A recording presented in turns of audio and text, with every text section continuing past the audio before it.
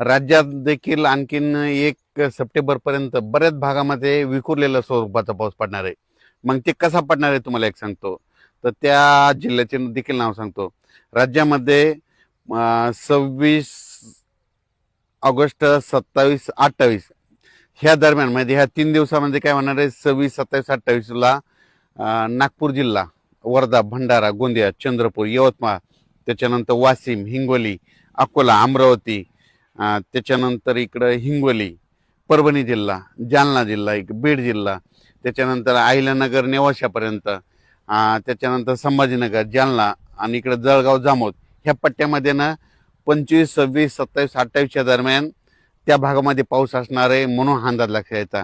राज्यातला सगळीकडला पाऊस एकदम सगळीकडे पडणार नाही, काही काही भागात पडणार आहे, फक्त वेगवेगळ्या भागात पडायला. म्हणून परत एकदा सांगतो, 25 ऑगस्ट पासून ते 28 ऑगस्ट, 25, 26, 27, 28 ह्या 4 दिवसामध्ये इकडं नेवासा, कोपरगाव, अहिल्यानगर, ते भाग, त्याच्यानंतर संभाजीनगर, त्याच्यानंतर बीड जिल्हा, बीड जिल्ह्याचा उत्तरेकडील भाग, त्याच्यानंतर इकडं गेवराई, इकडं परभणी जिल्हा, हिंगोली जिल्हा, नांदेड जिल्हा, वाशिम जिल्हा, बुलढाणा जिल्हा, अकोला, अमरावती, वर्धा, नागपूर, भंडारा, गोंदिया, चंद्रपूर, यवतमाळ ह्या परिसरामध्ये मात्र 25 ते 28 ऑगस्टच्या दरम्यान भाग बदलत पाऊस पडणार आहे, म्हणून त्या शेतकऱ्यांनी अंदाज लक्षात घ्यावा.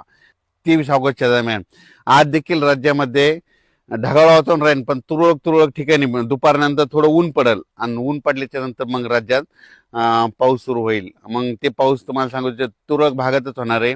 इकडं लातूरचा उदगीर परिसर, त्याच्यानंतर सोलापूर जिल्ह्याचा इकडं मंद्रुप ते परिसर, त्याच्यानंतर इकडं कंधार तालुका, इकडं नांदेड जिल्ह्यात बिलोली, सगरोळी, त्याच्यानंतर धर्माबाद, आदिलाबाद त्या परिसरामध्ये हा पाऊस असणार आहे, म्हणून अंदाज लक्षात यायचा. पण एकदम राज्यातला सर्व पाऊस एकदम बंद होणार नाही, भाग बदलत पडणार आहे, विखुरलेल्या स्वरूपाचा राहणार आहे, म्हणून हे लक्षात घ्यायचं. त्याच्यानंतर कोकणपट्टीचा मात्र ते पाऊस चालूच राहणार आहे, म्हणून कोकणपट्टीचा त्या शेतकऱ्यांनी देखील अंदाज लक्षात घ्यायचा. राज्यात देखील 1 सप्टेंबर पर्यंत पाऊस असणार आहे, पण ते काय होणार आहे, 10 मिनिटाचा, 20 मिनिटाचा, अर्ध्या तासाचा असाच पडणार आहे, सर्वदूर पडणार नाही, म्हणून सर्व शेतकऱ्यांनी अंदाज लक्षात घ्यायचा.